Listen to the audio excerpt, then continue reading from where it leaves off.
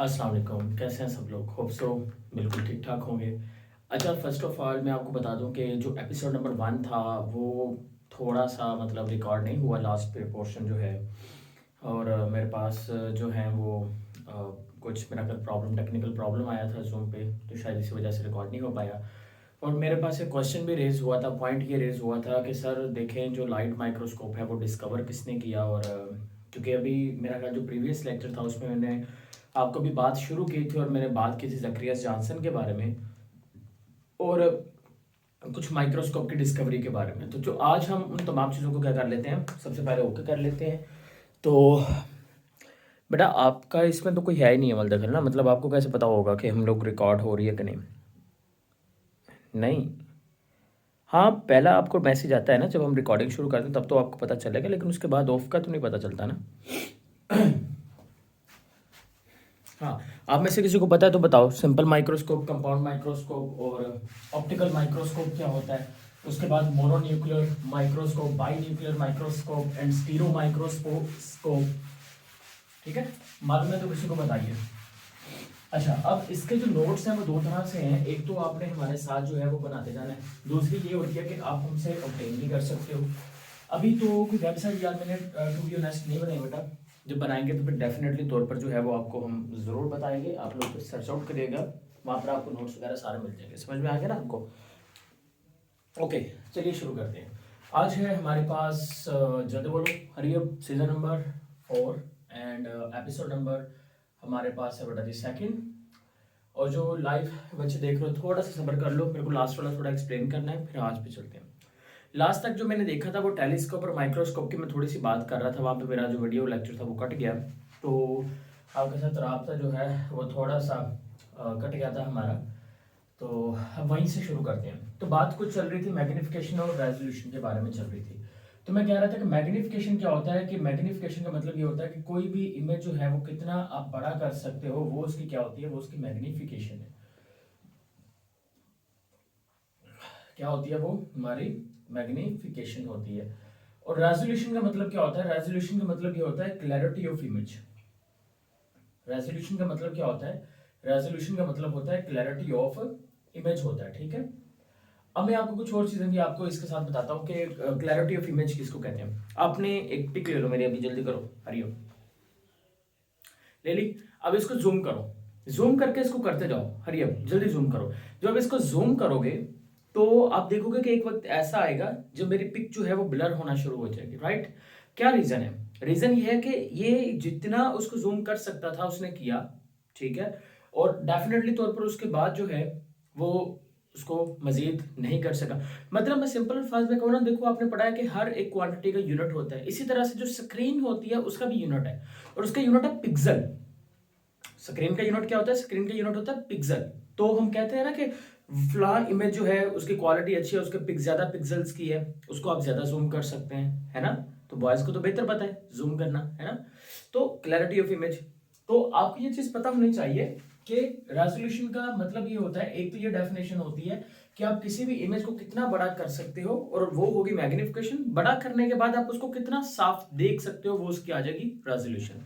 एक पहले डेफिनेशन। दूसरा डेफिनेशन ये होता है कि मान लीजिए कि मेरे पास दो डॉट्स हैं। अब ये जो दो डॉट्स हैं, इन दो डॉट्स के दरमियान अगर मैं सुराख की बात करता हूँ, मतलब अगर तो इन दो डॉट्स के दरमियान आप फर्क देख पा रहे हो, मैं भी देख रहा हूँ, मुझे कैमरे से नज़र तो थोड़ा सा आ रहा है, हाँ। अब देखो आप इनके दरमियान, यहाँ पे तो मेरे को क्लियरली नजर आ रहा है डिफरेंस। अगर आप इन दो डॉट्स के दरमियान डिफरेंस कर पाते हो तो इसका मतलब ये होता है कि आपकी जो रेजोल्यूशन है वो इतनी है। मान लीजिए अगर आप दो डॉट्स को इतना एक दूसरे के करीब रखें कि वो एक दूसरे को उनके दरमियान जो फर्क है वो हम ना देख पाए, तो हम कहेंगे कि यहाँ पर जो रेजोल्यूशन है वो खत्म होगी, उस डिवाइस की, उस सब्जेक्ट की रेजोल्यूशन क्या हो गई? एंड हो गई। क्लियर होगी बात? अब जो पंजाब के बच्चे बैठे हुए हैं उनकी बुक के अंदर एक ऑप्शन लिखा गया है, वो कमेंट में मेरे को बताना है। वो ये है कि ह्यूमन आई जो है उसकी रेजोल्यूशन कितनी होती है, कितना ह्यूमन आई की रेजोल्यूशन होती है, मिनिमम कितना डिस्टेंस होना चाहिए दो ऑब्जेक्ट्स के दरमियान जिनके दरमियान ह्यूमन आई जो है वो डिफरेंस कर सकती है। अब हम आगे चलते हैं। आगे हमारे पास जो टॉपिक है वो हम बात शुरू करते हैं। अब जो मेन चीजें हैं वो ये है कि सिंपल माइक्रोस्कोप जो है इसका दूसरा नाम क्या होता है? सिंपल माइक्रोस्कोप का जो दूसरा नाम होता है बेटा, इसको हम कहते हैं ऑप्टिकल माइक्रोस्कोप। सिंपल माइक्रोस्कोप का ही दूसरा नाम क्या होता है? Optical microscope. ऑप्टिक जो है बेटा ऑप्टिक्स का मतलब ये होता है something that is relevant to light. और सिंपल माइक्रोस्कोप जो है ना उसमें क्योंकि जो लाइट इस्तेमाल होती है ना वो लाइट इस्तेमाल हो रही है, तो इस वजह से आपने इसको याद रखना है कि this one is known as optical microscope, भी हम सिंपल माइक्रोस्कोप को ही बोलेंगे। और इसमें सनलाइट जो है वो बड़ा इस्तेमाल की जाती है माइक्रोस्कोप सोर्स के तौर के ऊपर। अब हम बात करेंगे पेपर पॉइंट ऑफ व्यू से। देखिए पेपर पॉइंट ऑफ व्यू में आपने याद रखना है कि जो माइक्रोस्कोप होती है ना उसका मैं आपको बेसिक बेसिक चीजें थोड़ी सी बताता हूँ।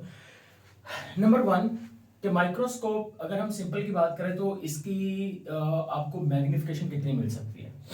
इसको बनाया किसने, सबसे पहले जो प्रश्न भी उठा था लास्ट टाइम, इसको बनाने में अगर हम देखते हैं कि who is the father of the simple microscope, it is the you can say that 2% जो है जिनको क्रेडिट जाएगा। एक तो मैं कहूंगा लिवॉन हुक को, लिवॉन हुक, और दूसरा जो व्यक्ति होगा उसका नाम है Robert Hooke, Antonio Livon hook and Robert Hooke. ये दो बंदे जो हैं ये इसकी डिस्कवरी के पीछे जो है वो नजर आते हैं हमें। क्यों? क्योंकि लिवॉन हुक और रॉबर्ट हुक साहब जो है इन्होंने अपने ही बनाई गई लाइट माइक्रोस्कोप जो है उसका इस्तेमाल किया था। इस बंदे ने पहला सेल जो है वो डिस्कवर किया। और लिवॉन हुक की बात करते हैं तो लिवॉन हुक साहब जो है इसने एनिमल क्यूल को डिस्कवर किया था। इसकी मैं पूरी स्टोरी आगे जाके ना आपको बेसिक सुनाता भी हूँ, बड़ी जबरदस्त स्टोरी है, मजा आएगा आपको। तो यह चीज आपने याद रखनी है, ठीक है। तो सिंपल माइक्रोस्कोप या लाइट माइक्रोस्कोप किसको कहते हैं, तो आपने कहना है कि लाइट माइक्रोस्कोप या सिंपल माइक्रोस्कोप जो होती है एक ऐसी माइक्रोस्कोप को कहते हैं जिसमें हम लाइट जो है वो उसको इस्तेमाल कर रहे होते हैं। और इसमें हमारे पास जो स्पेसिमन है, स्पेसिमन को ऑब्जर्व करने के लिए हम क्या यूज करते हैं, हम लाइट यूज करते हैं। What is specimen? स्पेसिमन वो चीज होती है जिसको हमने क्या करना होता है, ऑब्जर्व करना होता है, ठीक है, ऑब्जर्व करना होता है। उसको हम क्या नाम देते हैं, उसको हम स्पेसिमन का नाम देते हैं। मेरे माइंड से यार नाम निकल गया बेटा, आपका बलूचिस्तान से था कुछ खतीजा शायद, आई थिंक सो, मेरे माइंड से स्किप हो गया है। तो देखो मैं चेक करूंगा बाद में।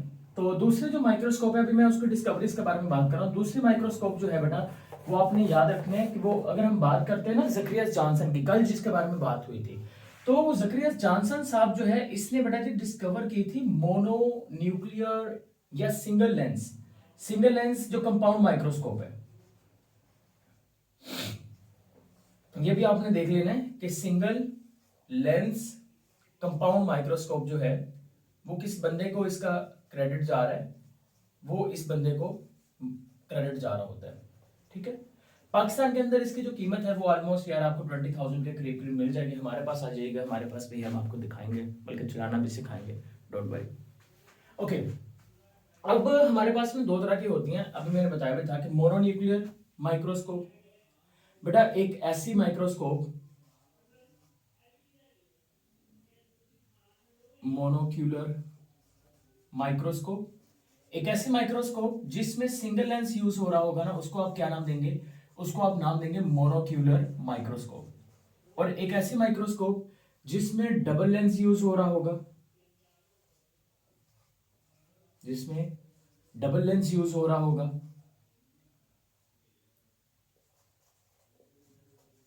उसको हम क्या नाम देंगे, उसको आप नाम देंगे बाइनोक्यूलर माइक्रोस्कोप का नाम दे देंगे। और एक ऐसी माइक्रोस्कोप जिसमें मैग्निफिकेशन जो है आप एडजस्ट कर सकते हो, इसको आप नाम देंगे स्टीरो माइक्रोस्कोप, स्टीरो माइक्रोस्कोप का नाम दे देंगे। और एमसीक्यूज बनेगा कि माइक्रोस्कोप का इस्तेमाल करते हुए जो हम फोटो लेते हैं उसको हम क्या कहते हैं, उसको हम माइक्रोग्राफ का नाम देते हैं, वी कॉल्ड इट माइक्रोग्राफ। मेरा ना एक क्वेश्चन का, एक प्रश्न का आंसर करो जरा जल्दी से। देखो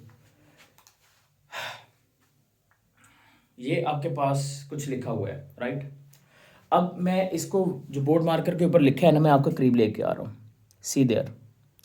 जैसे जैसे मैं इसको कैमरा के करीब लेके आ रहा हूँ, आपको बैकग्राउंड जो है वो ब्लर होता नजर आ रहा है और मेरे मोबाइल पे शो हो रहा है मूव बैक टू इम्प्रूव, ये देखते जाइए, राइट।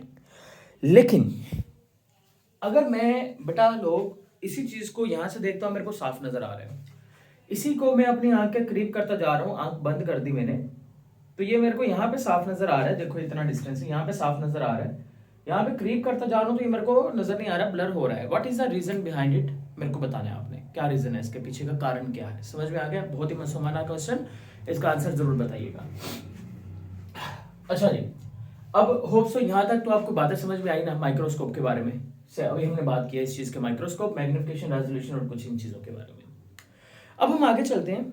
आगे हमारे पास जो है, जो मेंशन्ड है बुक के अंदर, उनमें से एक है इलेक्ट्रॉन माइक्रोस्कोप, उसकी तरफ चलते हैं।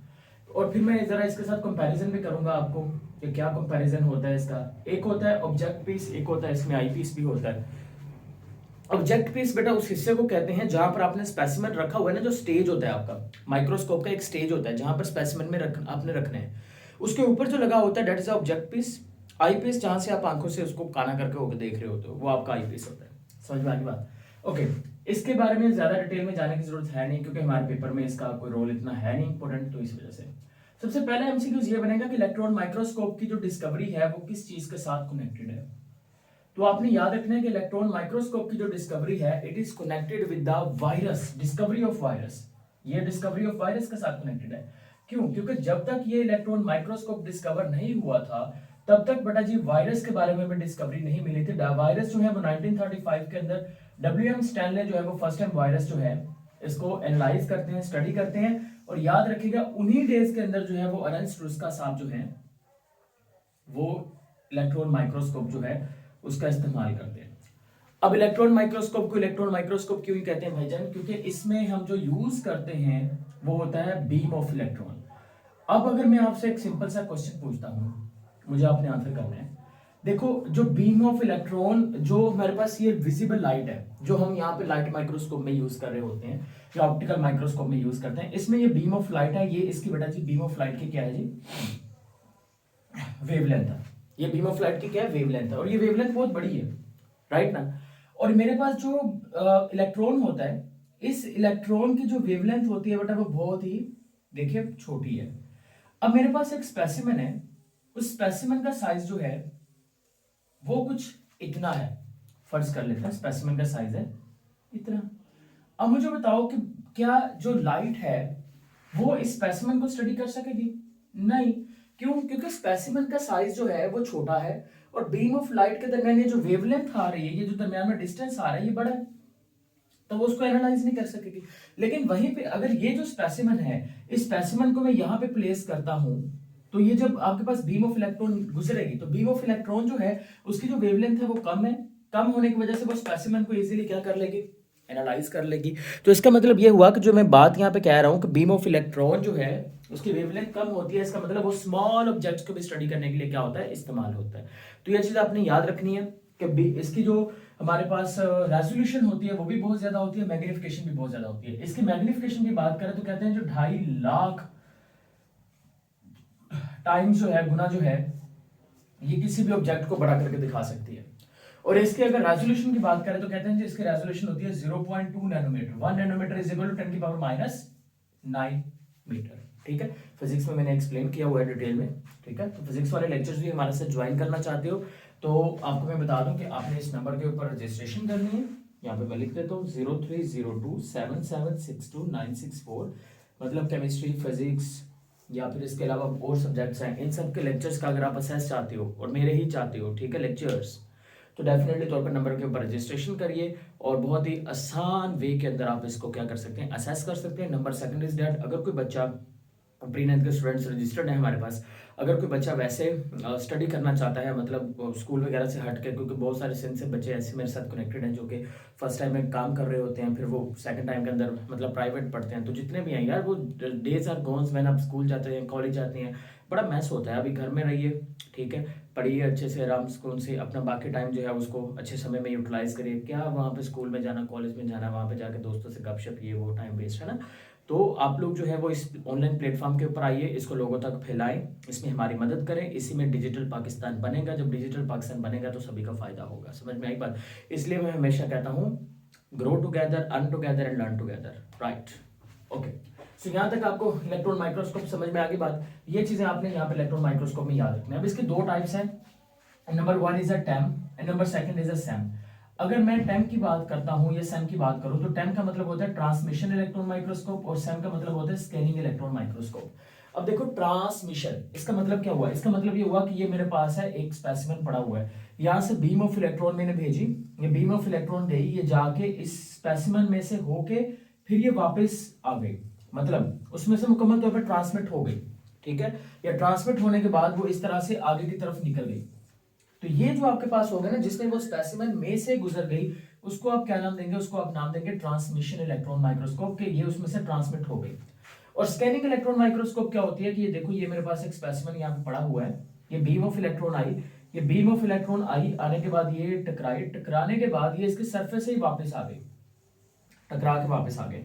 This one is a scanning electron microscope. अब स्कैनिंग इलेक्ट्रॉन माइक्रोस्कोप में क्योंकि वो इसके टकरा के स्कैन करके आ गई है, तो इसका मतलब ये हुआ कि ये जो स्कैनिंग इलेक्ट्रॉन माइक्रोस्कोप होगा, ये अगर आपने सरफेस को स्टडी करना है तो ये इसके लिए जरूरी है, अगर आपने इंटरनल स्ट्रक्चर को स्टडी करना है तो इंटरनल स्ट्रक्चर को स्टडी करने के लिए हमें ट्रांसमिशन इलेक्ट्रॉन माइक्रोस्कोप की जरूरत होगी। अब मेरे क्वेश्चन का जल्दी से आंसर करो बेटा सारे लोग, कि साइटोलॉजी जो होती है, साइटोलॉजी को स्टडी करने के लिए हम कौन सी माइक्रोस्कोप यूज करेंगे? मान लीजिए कि लाइट के कंपाउंड या इलेक्ट्रॉन कौन सी यूज करेंगे, और फिर अगर इलेक्ट्रॉन यूज करेंगे तो इलेक्ट्रॉन के भी आगे दो टाइप्स है, उनमें से कौन सी यूज करेंगे? जल्दी बता लें। वेरी गुड बेटा, आप लोग कौन सी यूज करोगे? आप लोग यूज करोगे ट्रांसमिशन इलेक्ट्रॉन माइक्रोस्कोप, क्योंकि ट्रांसमिशन इलेक्ट्रॉन माइक्रोस्कोप ही होगी जो सेल के अंदर ऑर्गेनेल, साइटोलॉजी है ना, साइटोलॉजी में ऑर्गेनेल्स को स्टडी करना है, तो वो ट्रांसमिशन इलेक्ट्रॉन माइक्रोस्कोपी करके दे सकती है। तो ये आपका लेक्चर हो गया, ठीक है। सेकंड चीज ये आ गई कि क्या कहते हैं उसको यार, केमिस्ट्री का जिन लोगों की सब्सक्रिप्शन है उनको केमिस्ट्री का यार लेक्चर्स मिल जाएगा आपका, ठीक है। बिल्कुल रिलैक्स रहिए और हंसते रहिए, मुस्कुराते रहिए, और मैं ये तो नहीं कहूँगा हंसते रहिए मुस्कुराते रहिए, और what show, Kapil Sharma show में ऐसे कुछ बोलते हैं यार, मेरे को ऐसा कुछ नहीं बोलना है। मैं सिर्फ आप ये कहूँगा हमारे साथ अटैच रहिए, और वीडियो को लाइक करो, शेयर करो, सब्सक्राइब करो चैनल को अगर नए हो तो। एंड डेफिनेटली तौर पर अगर किसी भी किस्म का कोई प्रॉब्लम होगा, डेफिनेटली तौर पर we are here to help you, and definitely तौर पर ऑनलाइन जो है it's a best platform to study, so that's why we are compelling you. If you need any sort of notes we are here to provide you. बाकी बच्चे जो हैं, अब question आप लोग पूछिए, क्या क्वेश्चन है आपके?